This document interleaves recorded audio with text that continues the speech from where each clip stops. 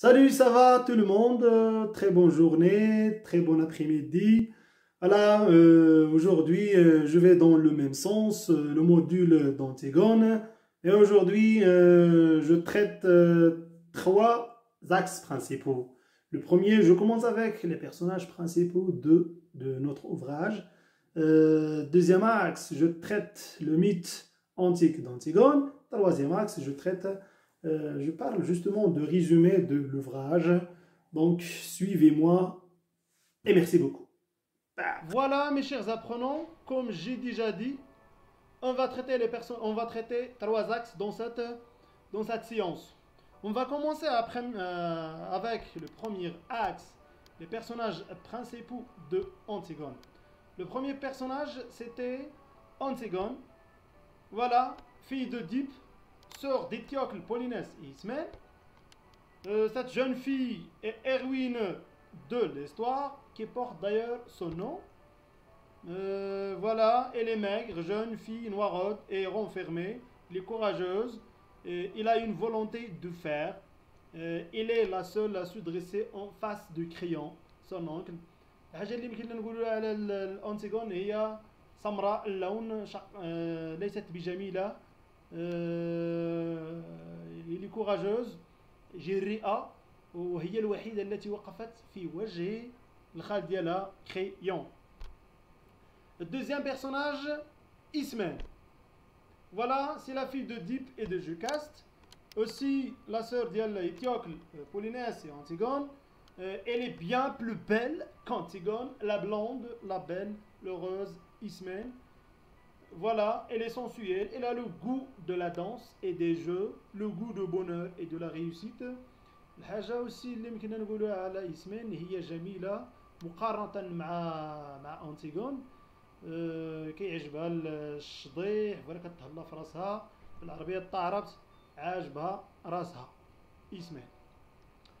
Voilà, Aimant, notre personnage Aimant, fils de Créon et d'Eurydice, fiancé d'Antigone, à laquelle elle est très fidèle, fidélité qui le conduira au suicide lorsque cette dernière meurt sur les ordres de Créon.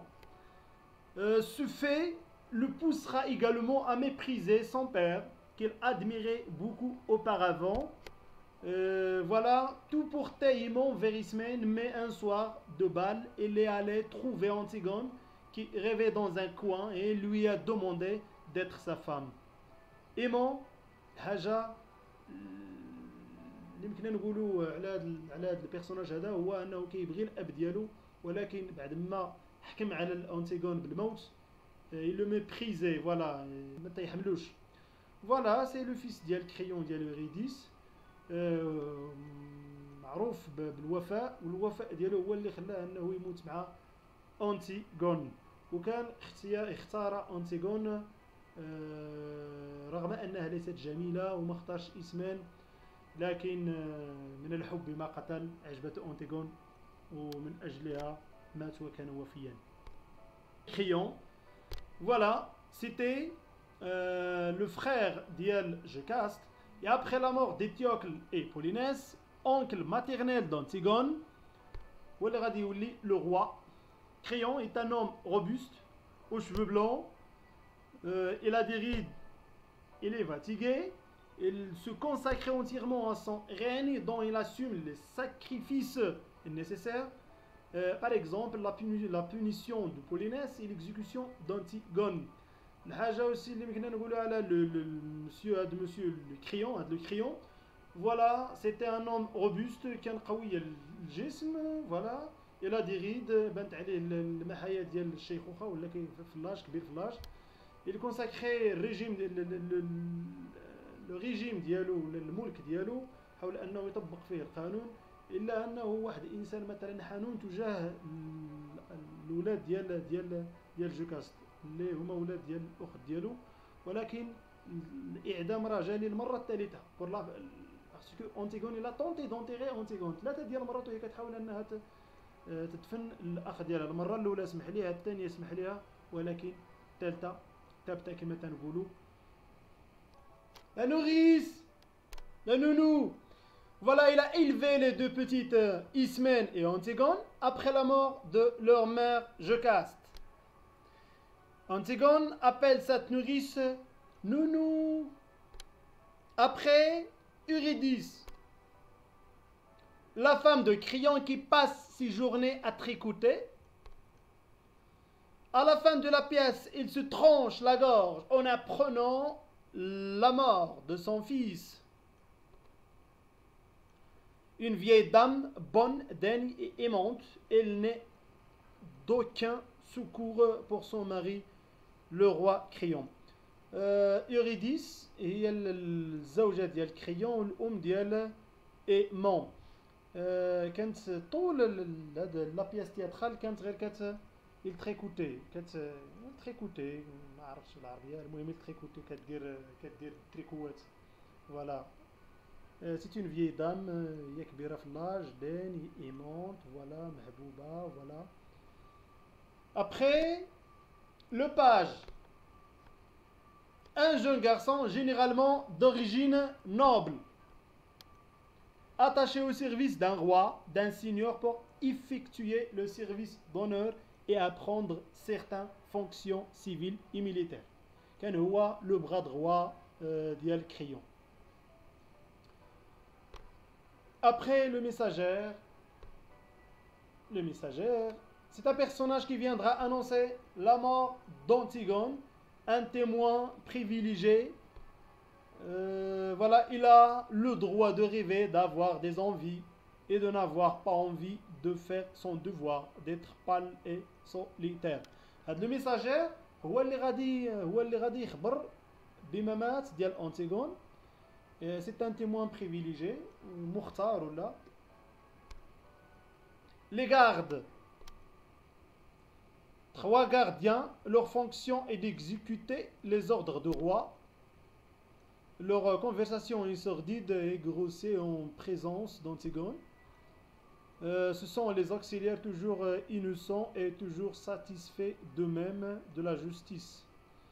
Eux-mêmes كيطبقوا الأوامر ديال Créon. Le prologue. La définition dit le prologue.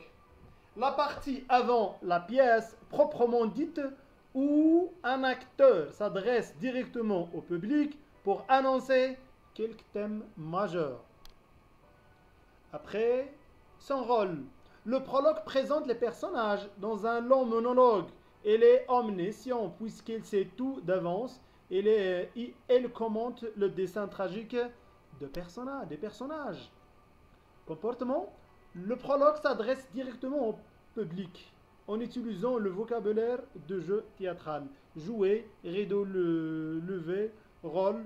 Voilà, cela permet de comprendre les personnages, leur statut, leurs pensées. Le prologue هو جا في le début ديال la pièce théâtrale.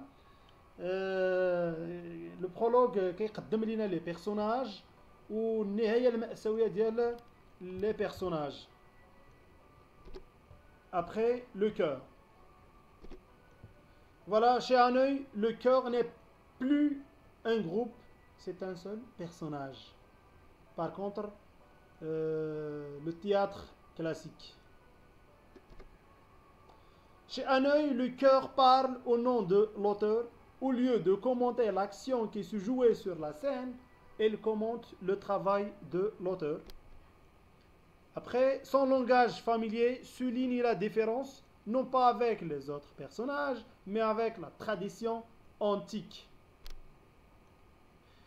C'est le cœur qui va annoncer à Créon la mort de sa femme Eurydice. مقارنة مع le théâtre classique, parce que Antigone, ديال Jean Hanneuil, c'est une tragédie moderne. Le classique, le cœur, il se joue avec un groupe, mais avec un œil, un seul personnage. Son langage familier signe la différence, non pas avec les autres personnages, mais avec la tradition antique. Il est contre la tradition antique. وهو اللي غادي annonce اللي غادي يخبر الممات ديال Eurydice, le Créon. On va traiter deuxième axe, le mythe antique d'Antigone. Et ça commence au 5e siècle, avant Jésus-Christ, le dramaturge athien Sophocle met en scène un épisode de la légende d'Oedipe. Voilà, comme vous voyez tous, le bouquin d'Antigone. Un tout petit texte noté à la 4e couverture par l'écrivain Jean Hanneuil. C'est une occasion donnée pour expliquer et de justifier sa reprise à l'écriture d'Antigone de Sophocle. Elle a trouvé convenable à la réécrire à sa façon, avec une résonance tragique, notamment après la Deuxième Guerre mondiale et exactement l'occupation allemande en France. Chose qui a donné à la pièce cette force d'être relue encore, mais d'une façon très moderne. Après, Antigone est la fille d'Oedipe, le roi de Thèbes et de la reine Jocaste. Quand Oedipe découvre qu'il a, à son issue, tué son père et épousé sa mère, il se crive les yeux et quitte Thèbes à jamais. Après son départ, ses deux fils, Étiocle et Polynèse, décident de se partager le trône et de régner chacun à son tour pendant une année. À la suite du refus d'Étiocle de rendre le pouvoir à la fin de la première année, Polynèse vient assiéger Thèbes avec l'aide de troupes étrangères et les deux frères sont tués. Le pouvoir revient alors à Créon.